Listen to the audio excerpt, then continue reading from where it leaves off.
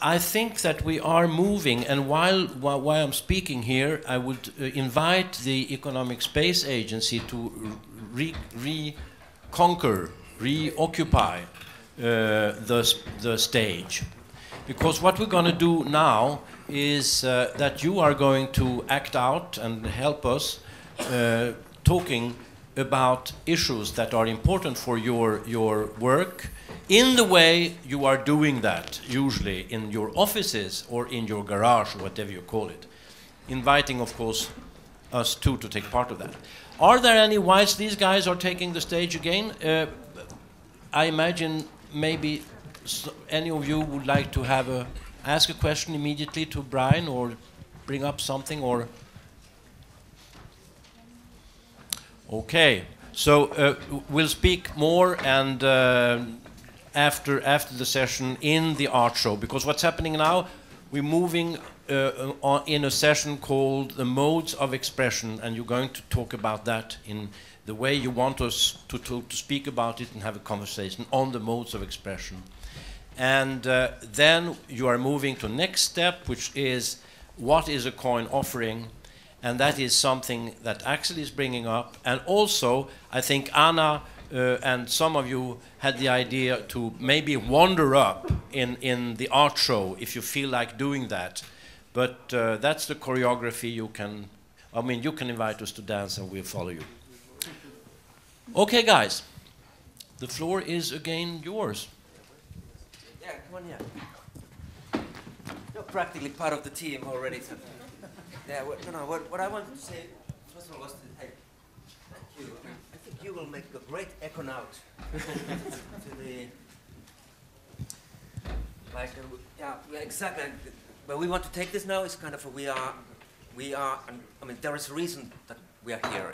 We're not here only for fun, but we are actually like looking for the econauts, the next generation designers and architects of these game spaces, and we desperately need people like you, Brian, to join. What do you think? Hmm?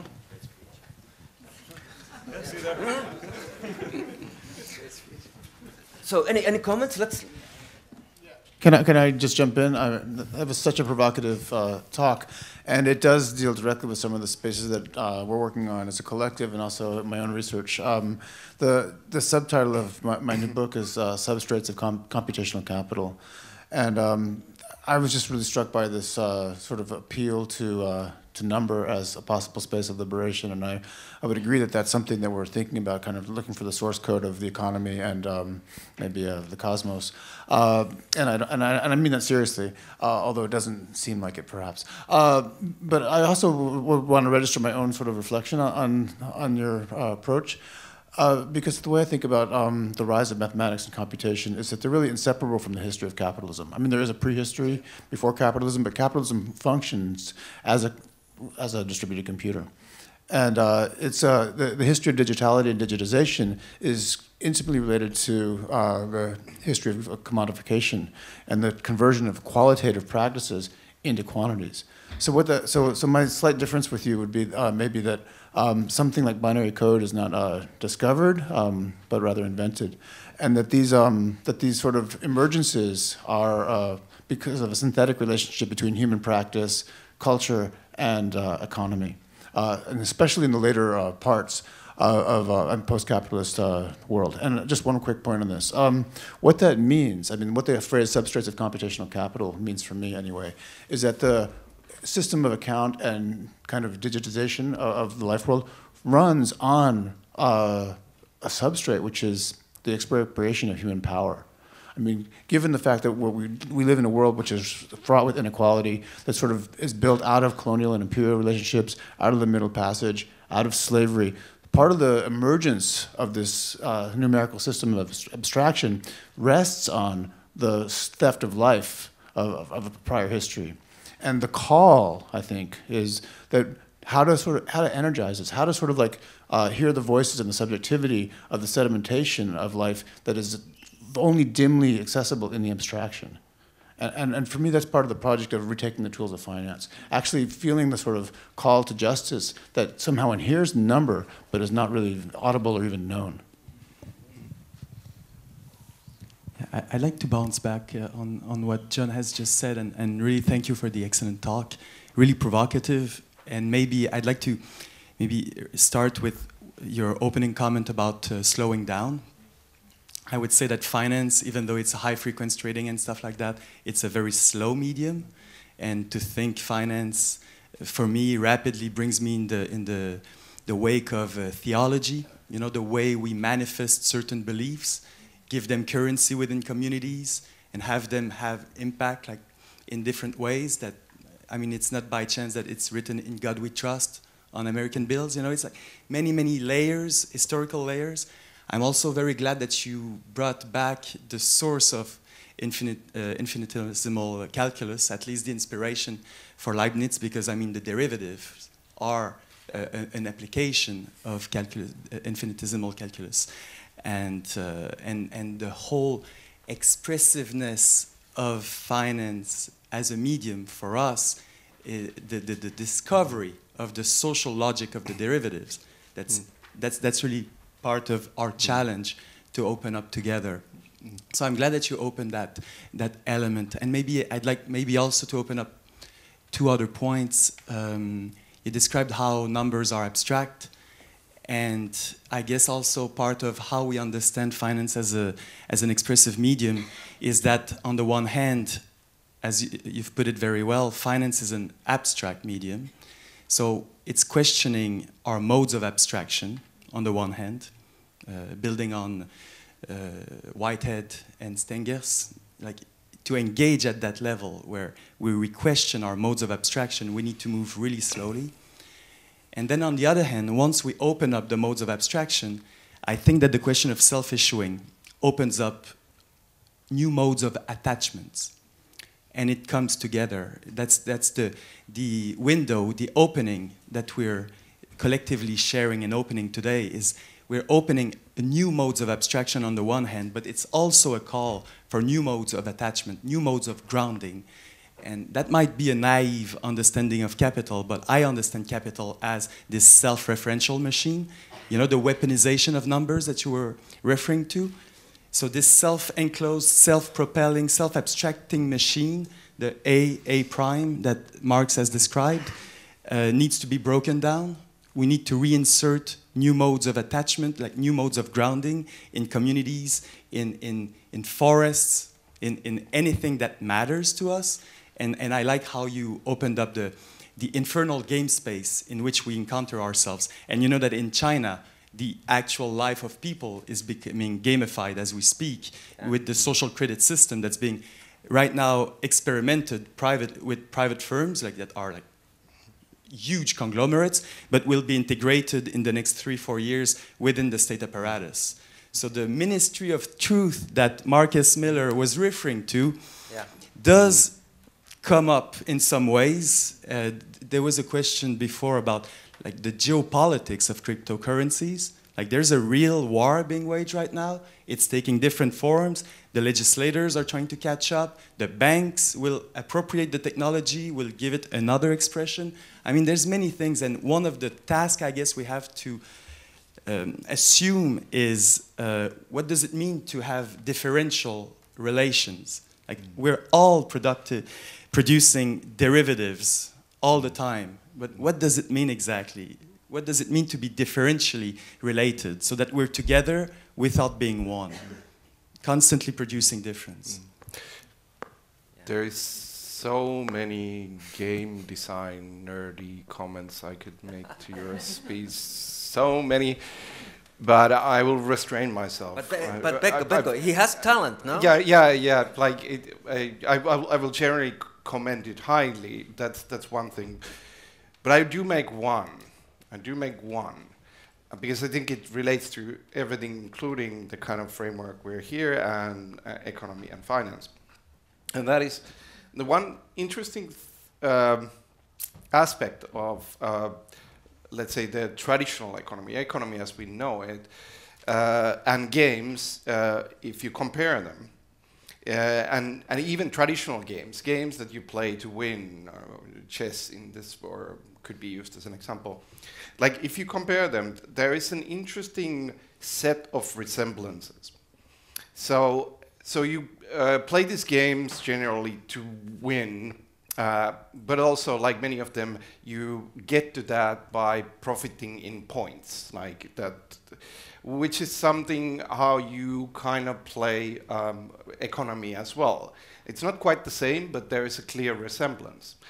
But also, where do you gain in economy these points is usually kind of gravitates, or at least tries to gravitate, that you play by the rules, but you make special, unexpected moves. Like you find new ways of using the system, and that's what the system kind of, in its morality, tries to reward, which is also true in games. Like this is how chess player wins another chess player. And I could go on. There could be many. So in many ways, what I'm saying that the economy plays and puts us in a player's position, even the traditional one. But then there is an area which is really present in games, but we don't notice in economy. And that is, if you play chess, you will look like this. If you play Twister, you know this game where you place your hand here and your leg here, and then the other one will come on top of you. Yeah, okay. So it's like you have to place your hand on a green spot, and then yeah, this one. But then you need another person who will. Anyway, that game. Like not only your body will be different, but your whole mindset is different. You will laugh, and you will And the mental state, your inside mind, will be very different from the chess player. And pick football, another mind state, another body state again. We know this. Like we can use these games to become different persons, essentially. But why is that not present in economy? And for me, the argument is that because we live in a kind of a mono-economy. I know the term exists for other things, but I'm now using it as a descriptive. We have only one game. And we never get out of that game, and therefore we don't see the effect of that game changing us just like these games change us. But exactly. Because we are born in that game and only play this game, we are probably kind of colored by that game. But we never see the other colorings because there's no game to change yourself.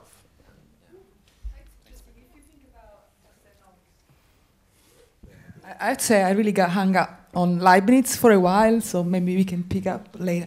But if you read accounts, I often I like reading these accounts of what life is like, you know, by people who were like working at Goldman Sachs or in these institutions. And the common thing they keep to say, if it is a game, it's rigged. They say that it's not a fair game. It's not fair rules for everybody. The rules have been made up in such a way they can be manipulated just by a few people, and that makes it kind of different from game space as is commonly experienced. Yeah. Yeah, well, I wanted to say something too in response to your ending. It was wonderful. I enjoyed it. And maybe that's where the implicit question is for Exa, when you're like, if we participate in the individualization of these things all the way down to these pieces, then can we build them back up into whatever we want? I think I exactly quoted you perfectly there. Did I? Yeah. I already tweeted it, but I attributed it to me. And so what I was thinking was that what we are trying to do is to recognize that we've always been able to self-issue numbers. And that's always been a relational activity, because numbers are relational with each other, and they evoke the potentiality of what they could become, which I think is part of the vision that some people on this team have thought that that's what these templates could be, is that they would hold within them that potentiality that numbers have, that relationality, that possible intimacy, that possible locality. And then thinking about how Dick describes what we're doing as, creating like new economic spaces, really making new economic products. And that new economic products from the economic space agencies could be thought of as kind of packets of these self-issuances. of numbers that we've noticed collectively make effects that we want to value together. You know, so that's thanks. No, it's interesting. Also, the number, especially with Twister, somehow I'm just reminded of how big kind of game theory was in kind of you know, probably what 50s US kind of Cold War thinking, and I think the kind of artist designer collective Metahaven, they always write about how they have written about soft power and changes in how soft power has been also kind of described, where Kissinger would always describe diplomacy as a chess game, right? As kind of you know sort of grouchy men staring at a grid and contemplating their next move, but then under Clinton, I can't remember his name, the Secretary of State described it as jazz, right?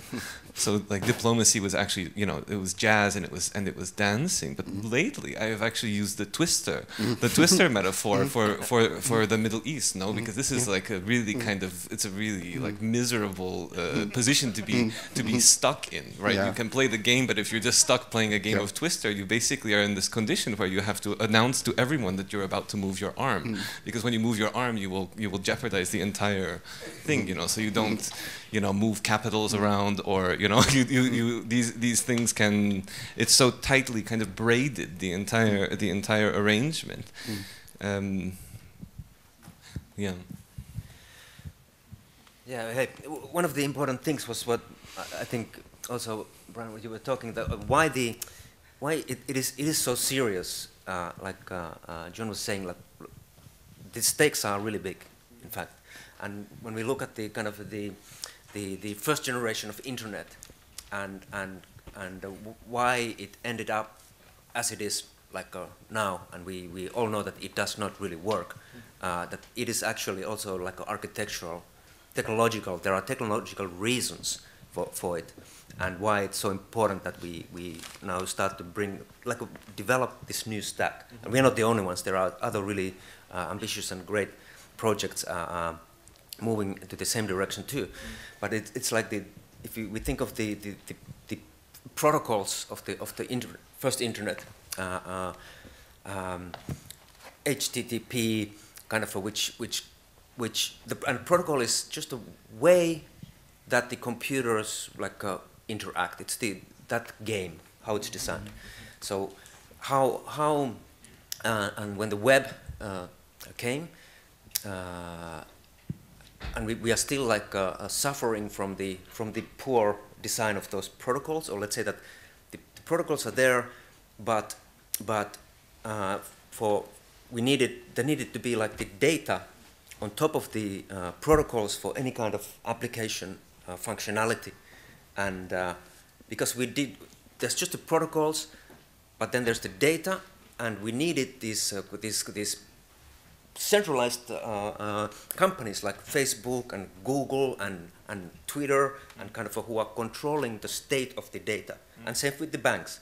I mean, they are controlling the state of the data on top of these protocols, and they are telling us what is the state, and we have to trust them, because we did not know how to keep the state of the data in a decentralized way, but now we do. Through the blockchain technology and how it's developing, we know how to keep the state of the data in a decentralized way, and it's going to have huge effects on how the coming internet will work. I think it's super important that we get the protocols right, and the political struggle is also on the level of the protocols, because I mean that's who gets to design them in a way. Is it like in China right now, or could we think of there is like a secure, distributed, resilient, secure computing, like what we are after with gravity, which gives it has a direct consequences for the power balance. Yeah. I think yesterday you were describing if we consider money to be if we're considering money to be like a switch, right? Then banks are actually they're actually preventing them from preventing them from switching. They're holding their status. Yeah, exactly.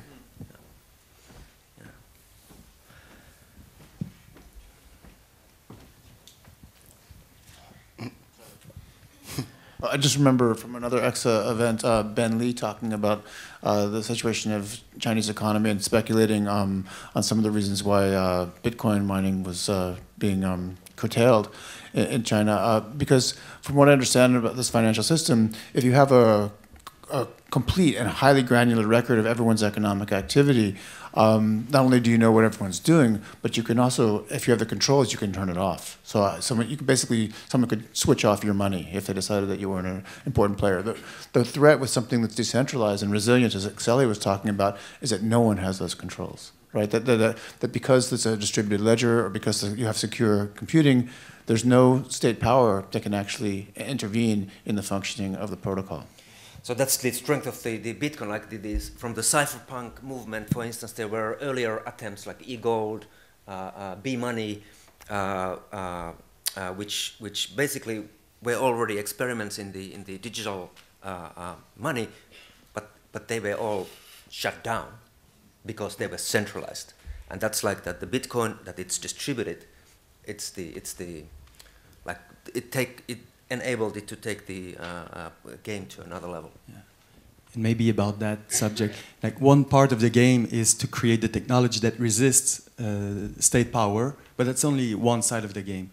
The other part is to create modes of encryption that are richer than the one that we know right now. Like money as an encrypted form right now is very flat. Bitcoin is not much more multidimensional, so our task basically, and that's where we're here, it's to open up the thinking about what kind of value would you like to encrypt. And I say encrypting in a way that's not only technological, because basically most of our social relations are encrypted in a way or another. I mean, it's called culture. And then from there, an infinite part of it, you might want to actually encrypt it in something that will have a life of its own, a financial life of its own, that will start circulating in a certain way, that will produce new modes of sociality, new modes of coming together. But the design question is really truly open because of this technological breakthrough, it brings us to reconsider the whole work, I don't want to say humanity, but the cultural work. Something I keep going back to is this kind of love or this kind of enamorment. I don't know if that's an English word, which you have in the left as well, in the popular imagination, for the idea that all the power lies with finance, corporations, the state. So I got a personal kind of thing against Black Mirror. First series, it was very well made, but then I think it just, put you in this position to thinking that you have nothing. You have nothing. All the power is on the other side. And the shift that the project like EXA makes in also kind of in a little bit of his DNA as well, which comes from the tradition that I'm also following in Italy, is the idea that, the value is in us. We have the value. We are the sources of value. It's not like we are nothing. And I'm saying this because the left makes that mistake as well. You have to unite because you're powerless and that machine is relentless and you get engaged in this constant mode of war where you do not resist in the sense of, as our Kegel say, resistance is about preserving your energies, preserving your and increasing your capacity to resist. It's not just about just resisting until you're dead, because you waste all your energies in this pointless act of resistance. So resistance is increasing your capacity to resist, increasing your vital capacity, and you can do that if you start from the idea we are the producers of value. Yeah. But when you say this, Tiziana, I'm thinking of Hans-Ulrich Obrist and Bruno Latour were discussing recently, and Hans-Ulrich Obrist put the traditional kind of art world question to Bruno Latour, who just came out of the show in Kassel, and said, so what do you think about the culture resisting the commerce and so on? And this provoked a fit by Bruno Latour. Say, this is crazy, I've got enough of this kind of resistance, the kind of Jean Moulin sort of masquerade. I mean, you're sitting and, you know, thinking about the Second World War and sort of as you were in a movie. Resistance is over, and it's creation that is important. It's creation that is important. Because I feel the pressure. Yeah. I don't feel like I'm creating freely. I feel that creation are happening under a lot of pressure. Under pressure. And I feel that in order to create, I have to be able to resist first all these incentives and punishment, you know, the flexible neoliberal tools of incentives is applied everywhere. And I think resistance is a very interesting story. I myself kind of rediscovered that term and the depth of it through Howard Kagel's philosophical work, you know, where so he it's starts not a paralyzing from... resistance, it's a kind of activating. It's a very resistance, interesting But what about history. a taboo word then? Collaboration. Yeah, well, I just want to share a favorite quote of mine that I apply often to what I think we're trying to do by the medieval war historian Dorothy Dunnett. And she wrote, "There is no reply in open terrain to an archer in cover." Right? There's no reply in open terrain to an archer in cover. And so that, therefore, we are, then that's where we're at, right? That's what we've, you know, I think, right? So before we start creating, or rather simultaneous with, I think building new economic spaces means growing up hedges and bushes differential, not the same as each other, not unified as a single we. We build up this cover in order to then start create. Because otherwise we're like, let's create. And we're like, oh, my side, I'm bleeding. But of course we can't spend our whole time like cowering and covering. We have to create from there. Yeah. Yeah. But it's also like coming back to also Tiziana's point of the value is in us.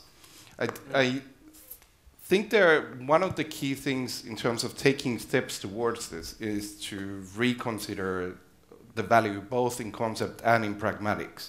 Like, what does it mean? Because I think there is I would say in some ways troubling discrepancy between how we are able to function and utilize value in our everyday lives versus the kind of projection of what is the meaning of value that the current finance and economy that is kind of run by it projects it.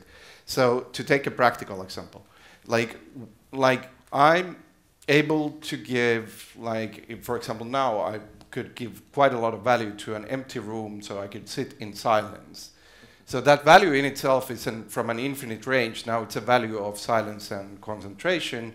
And at the same time, I might hold that value for that room for an hour or 2 hours, but then I would have other values. So I'm completely capable, even in normal thinking, to constantly evaluate an infinite of values, then frame a value from there, like I would like to have a bit of silence, therefore this room is valuable to me, and then constantly balance them again because my mood and state changes. Now, if you compare that to the kind of projection coming from currency, which we have a variety, but really all the large currencies are essential copies of themselves. It's like put all that aside and try to put that all in one. There is no this infinity, there is the one comparison, one metric. And I think one thing we have to do with these new forms is to start to explore a different conception of value, which starts from this multicolor and which starts from dynamics and which starts to acknowledge the fact that we are actually working with a wide range of values and which are constantly changing. When we talk about values and economy, we have to talk about work. And if we talk about new economic spaces, then the question is that would there be a new kind of work? Now, I have news for you. Work has always been the same, and work is always going to be the same. Work is solving other people's problems. Now, the way we define those problems and the way we solve those problems is changing. And of course, the background where we come from was based on the idea that we can create generic problem definitions and generic solutions. And that was the mass model, the mass industrial model. But today we know that there are many problems without a mass solution. And actually, if we talk about work as defining problems and solving problems, then work is always a relationship. And with our new tools, it's an actual process of democratization or opportunity to create value. And what then value creation is all about, it's an expression of creativity. And that's where the new modes of economy step in. That's why we need the new economic spaces.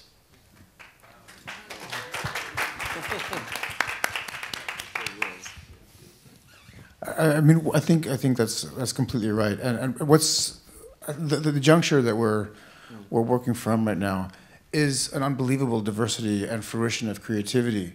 But creativity, I mean, if you think about the variety on the planet and all the different ways of living and cultural practices and just the sheer number of human beings on the planet, there's an unreal diversity of people making life.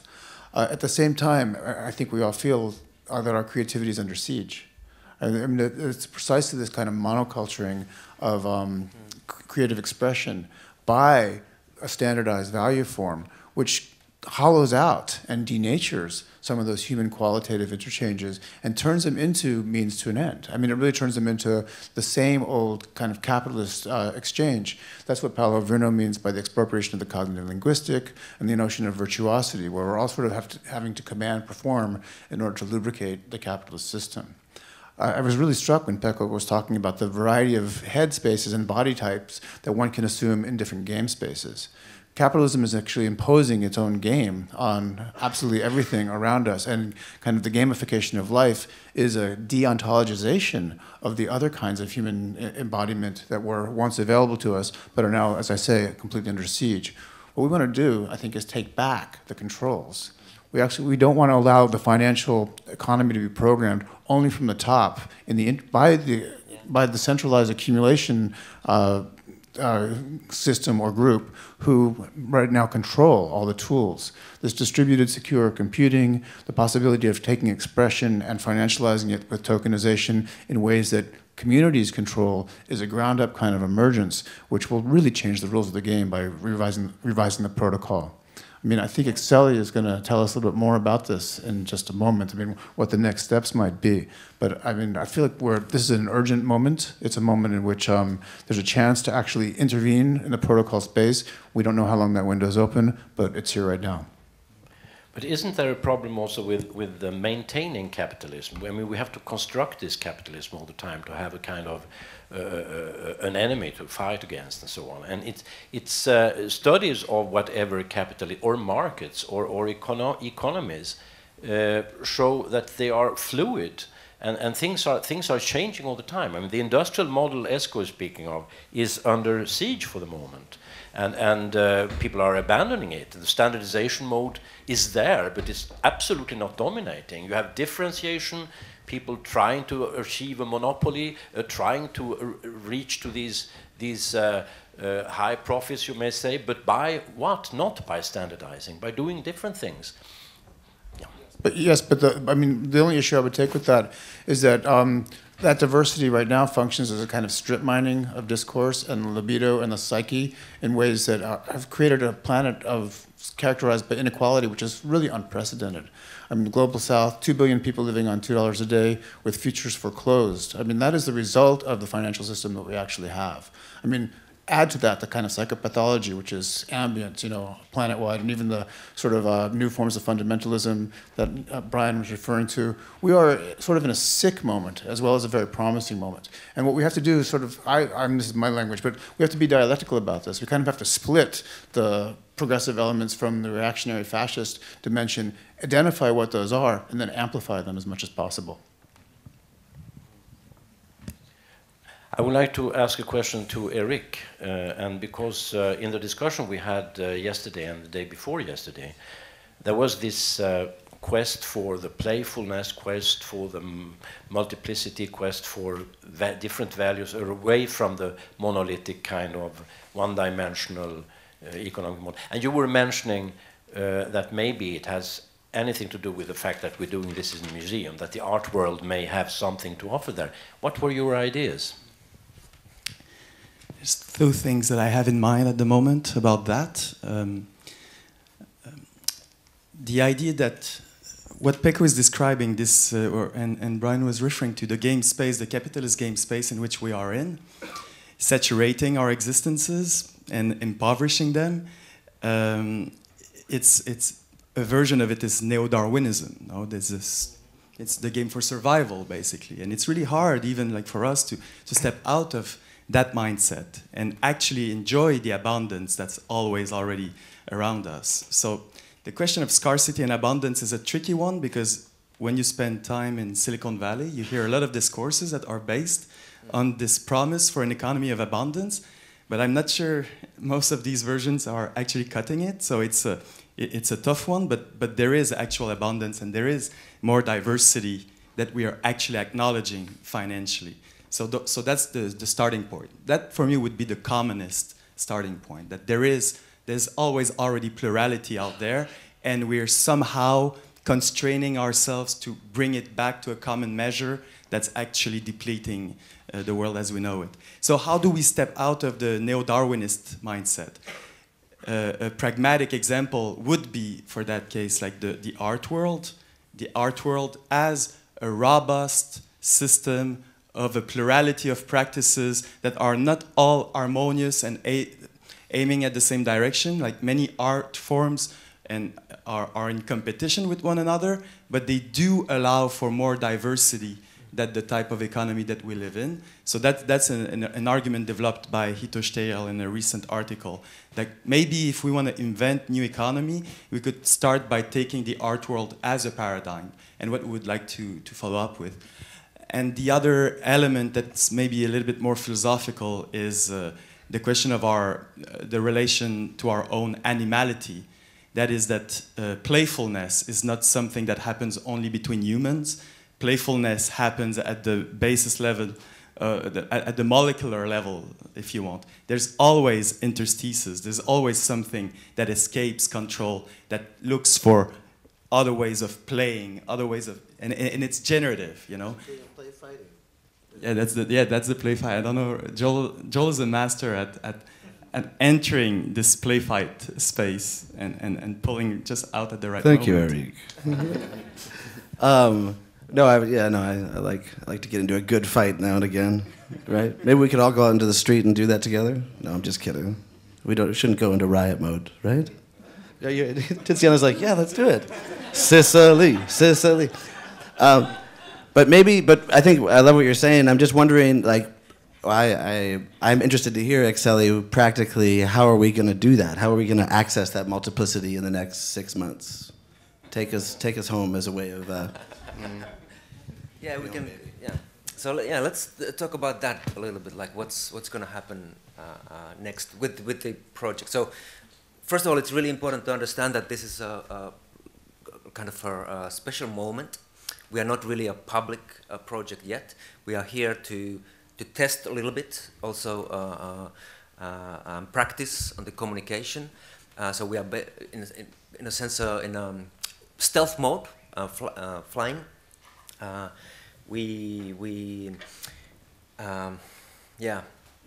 So we are like in full production mode. That's what's going on with the project, which means that we have our developer teams. We've been working in Oakland for a long time. We are right now, one of the reasons we are here in Stockholm is that we are moving part of the operations or the emphasis of the operations in Europe. So we are setting up a developer team right now in Berlin, another one in Lisbon, and in Helsinki, and we are like in full production mode. So we hope to have the gravity microkernel and the minimum viable gravity network running by the end of March. Same also with the space platform. The first limited but functioning version of the platform by the end of March, right, Pekko? Yes, limited, but functioning. And both the accelerator, so that we could have the first contracts and the first economic space projects going on by the end of March. But there is I would like just to put a question, because there is an aspect which I discovered thanks to the seminars you've been having over 2 days. And we don't do seminars. We don't have time No, seminars. okay, discussions, garages, or yeah. Yeah. Anyway, what I understood, I should have understood it earlier maybe, but that you guys sitting now on stage, almost every one of you represent another organization or another group or another network that sort of wants to solve some of your own network problem organizations and so on.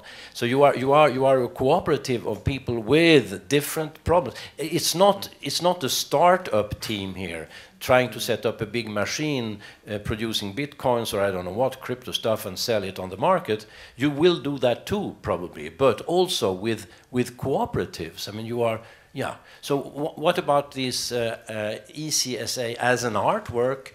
I mean, it's an artwork with lots of, the audiences are also in the artwork. I mean, you're there. I mean, sure. And Miguel, who's filming, for instance, and Anna and so on. And, I mean, yeah.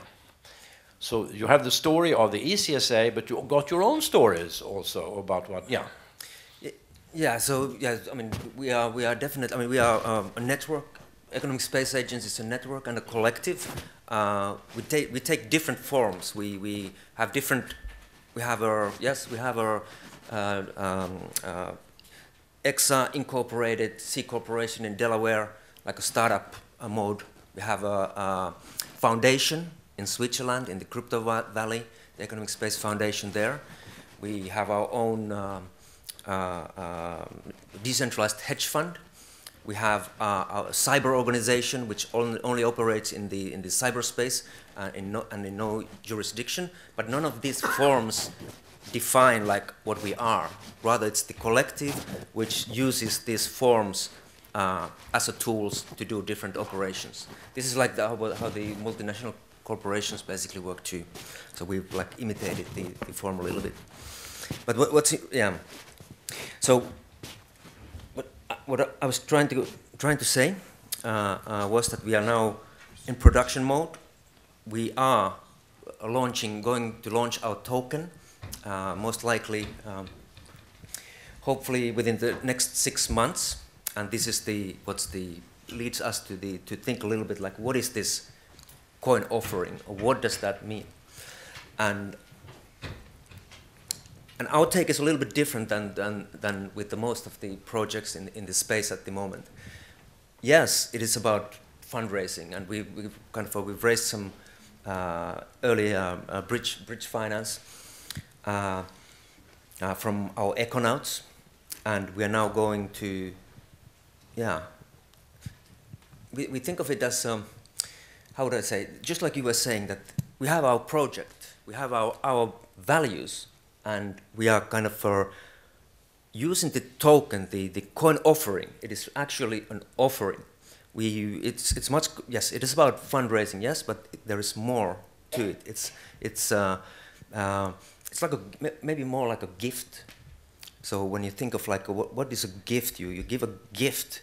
By giving a gift, you open this interspace. You open a space for something to happen. If you give the counter gift immediately, you close the space. But we are thinking of this, that it is like on this offer, our offer, and it's a way for people to start engaging with us. So another way to put it is that it's the token for us. It's an offer. It's a way to make the project, what we want to do, our values, liquid.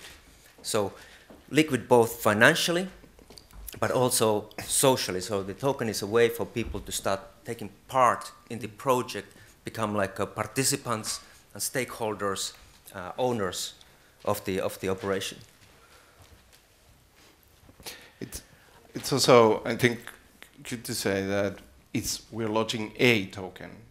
It doesn't have to be the token that continues overall and becomes the tool, one for everything, because like in some ways we overemphasize the currency-like form and think of it almost too big. So this is, we want to introduce the gift, but at the same time again an engagement which creates the possibility of us developing, but at the same time creates the tendencies that would serve this part of us building the platform and also people becoming engaged with it. But of course, we could issue other tokens, other forms, and of course, what we want to give the people the possibility of issuing tokens, but those don't have to be commanded what we issue. Can I ask a question? Maybe a really stupid and basic question, but what I'm hearing on the technical level of what you're proposing seems to come out of a certain American libertarian position in many ways. I mean, a lot of the things that have been said here today in relation to cryptocurrencies, that it's this a bit undecided we, but a we that's not the state that can issue money. You just said how you're incorporated offshore. So the main move that I see on a material level of encryption is this move out of state space, let's say. And and it opens up and this question of violence and state sovereignty. So the traditional monopoly on violence of the state, which of course you can be critical of, but then the question is, they come up as jokes a little bit, like should we go out and have a fight?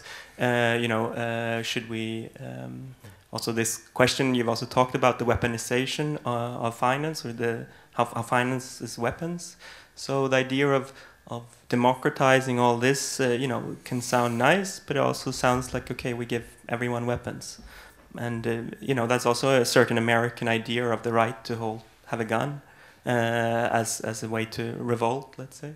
And I'm just thinking about this in relation to the idea of kind of a new feudal regime, maybe, or the projects that you described sound great, but as an infrastructure, it also sounds like if we think about who is active in defining a new space in social media, it's also very much the alt-right today. No, it could be great to have a token for them and so on. So it's there are some, there are just some questions about violence there that I think I think that is really right on, actually. It cuts to the core of some of the issues that we're thinking about. But rather than saying that X is in the weapons manufacturing business, I would think of it more as a martial arts practice in certain ways, kind of a martial arts of finance, which is not, if you know much about the more sophisticated martial arts, they're really not about violence. They're not about killing, but they're actually about peace and about mutual prosperity, which is an ethos in a way and a promise, but there's no guarantees whatsoever. On the other hand, though, it's kind of stupid, I would say, in a situation where you're constantly under attack, to not become more and more conscious of the forms of attack and figure out what a network of defense and protection might look like. Joel's message of going up these various ways to defend oneself from the archer who's out there is one way to think about it. The other thing I want to say about this relationship to violence is that we can't pretend that the status quo is not fundamentally violent, that every single second that we sit here in our prosperity in this theater, it's not at the expense of bloodshed somewhere. All the cell phones that we're using, coltan mines, the toxicity of waste, we know this kind of, but we also disavow it. So there's no space of peace, there's no space of tranquility easily available, certainly not to all. And if the very form of production is organized through this relation of violence, sort of at the macro political level, but also micrologically in terms of the extraction of expression by the scraping of metadata, there is a process of abstraction into numbers Brian was talking about, which also fundamentally is about extraction. I think the one thing for me that EXA offers is the promise of, or at least the possibility of creating value abstraction without extraction. Right? That communities can, through issuance and the rating of derivatives, can actually hold their own value rather than being subject to expropriation. Yeah, personally, and go ahead, Becca. Yeah, just to this comment, personally, I heavily disavow myself from the weapons terminology. I haven't used it today. That's one of the reasons why I go the right questions that are social. And of course we have different terminologies, but I don't think we have emphasized weapons terminology. But I wouldn't even go to martial arts, because I think we have to look at these as questions of social and questions of defining who we are and what is our capabilities in the society. And if we weaponize that as terminology, I think that's detrimental. But the one thing I wanted to say, because it's been a big theme already from Robin Hood to EXA, is that in Robin Hood and later EXA, there was this urgency of building something that has an effect. That is not to have just an argument. Yeah, exactly. Not to write the best book of, here's a model that will never be implemented. And I haven't even thought about how this will be implemented. Therefore, it will be talked about a lot and nothing happens. To get out of that rut. Because, like, roughly speaking, yeah, I think most of us, you could kind of put on the left category if one wants to be extremely crude about it. But one of our main frustrations is, look at the last 50 years. This good argument, nothing happens. Actually, the left is lost every decade its position. And that, for me, it must come from the wrong strategy. And that, for me, that wrong strategy is concentrating on representation. Like, here's another book about this, and whereas where the finance world has moved is system design. Yeah. Not so much, of course, they have their books, but that's not the main avenue. It's like affecting this law, that law, lobbying there, and so on. So they go towards the systems and change them, whereas here's another representation of how things should be. And this war with these two strategies has been lost time and time again in the last, put it 50, I think after Second World War is a good period to look at it. So we share this frustration. We have to do something that could work, and it starts from that it's not a theory, but it actually becomes a practical form. And much of that has to talk to certain existing conditions, and that is a dangerous field to talk to something that exists, including Silicon Valley and so on. But I think it's impossible if you don't do that. There's one question in yours. Yeah, I want to answer this one, Simon, too. Yeah. So. But he wants to answer that one, I guess, first. Yeah, a little bit. So, sort of. I just want to so we are a fairly big team. In the core, like 20. In the close collaborators, 50. People more. Then in the next round of the community, maybe 500 to 700 people. So we've been able to make this happen. I mean, we've been working on this full time from 2000 and let's say 2.5 years, and we've been able to make that happen with the token. Everybody in the team is paid in the token, and this is something that you should think about. Like the weapon is not the right metaphor for that, but it's we've learned to use these tools to be able to bootstrap something like this into existence, and I think I'm really proud of that, and I've been really humbled to work with such a great team. Okay, so I think it's time for my question. I thought it was wonderful that there were two questions coming up, and one was addressed by the gentleman over there about the violence and how not to become a part of the problem. And the other one is, it seems like everybody here has a wonderful intention of making real democracy possible. And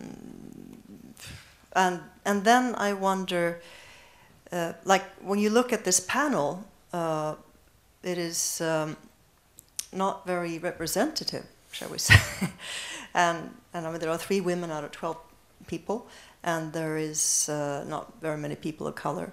And of course, we have our own mindsets, And I don't know how many people there is of diversity all over the place. But, I mean, you're working really hard and you have this intention. But how do you not, I mean, it's about power. How do you not become corrupted by power yourselves? That's one question. And what's the strategy to live what apply it into actually the teamwork, what you're trying to do now? Do you have you been thinking about that, or you're too busy just creating it, which I can completely understand also? Yeah, thank you for the question.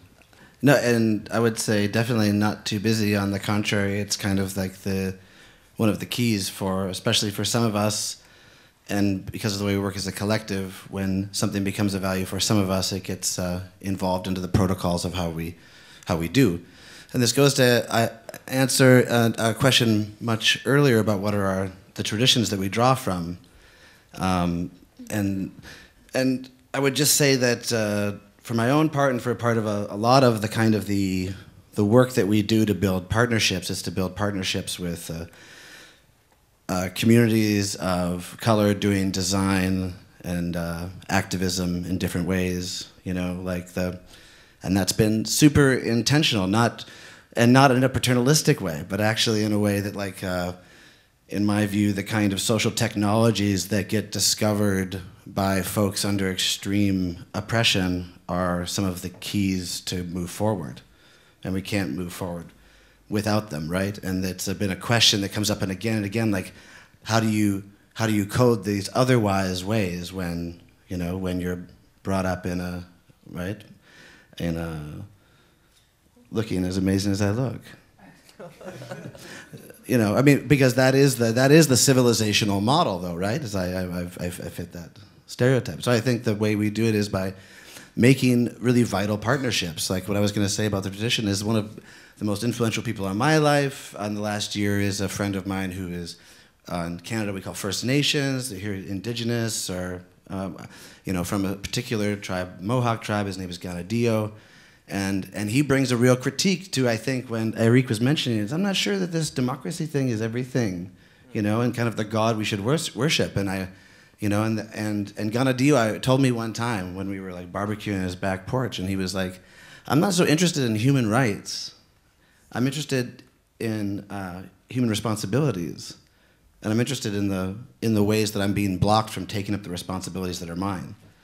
And he put that in a decidedly indigenous framework, tradition. And I was like, oh, damn. I was like, oh, damn.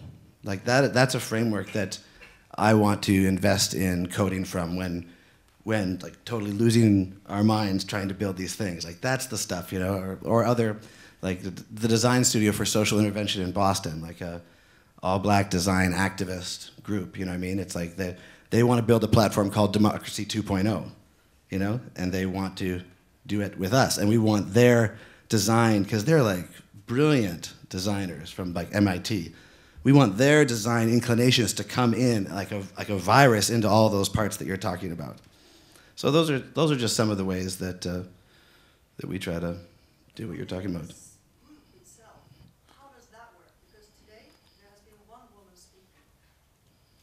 I've got a woman's voice, and I have a loud woman's voice. I'm over here to your right, and I want to make a connection to what you're saying and to what Simone said and to what Axeli said to me a year and a half ago when I first came across EXA.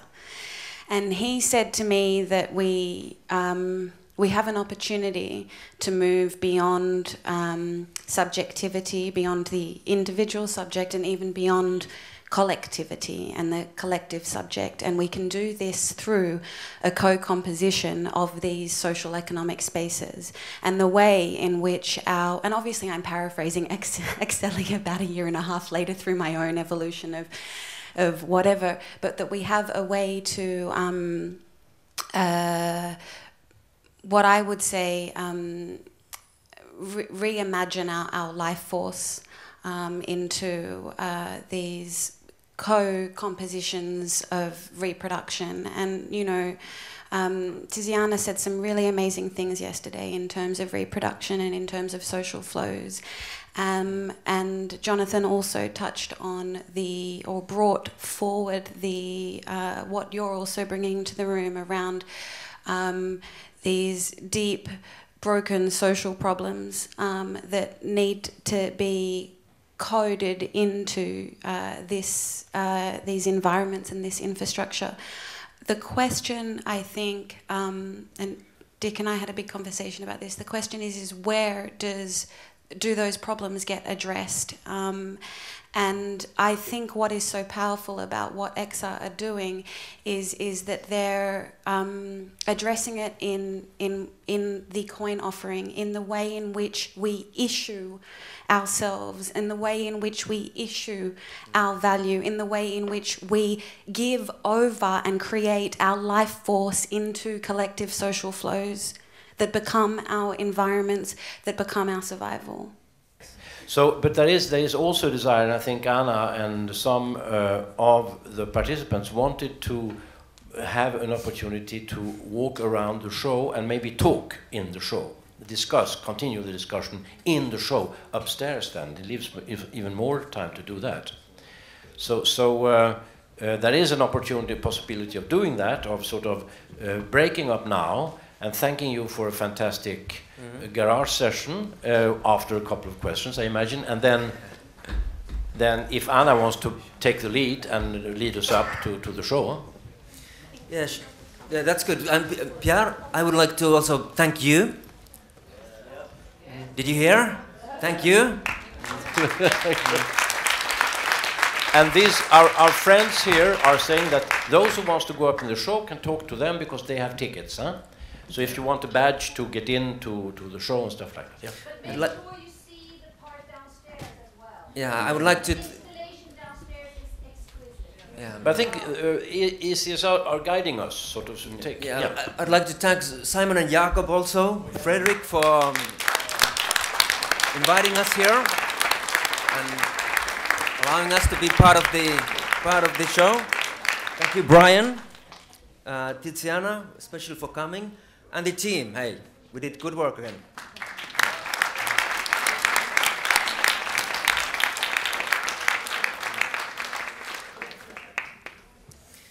Yeah, so the best way to take part is to participate in the token offering. Yeah, this was, yeah.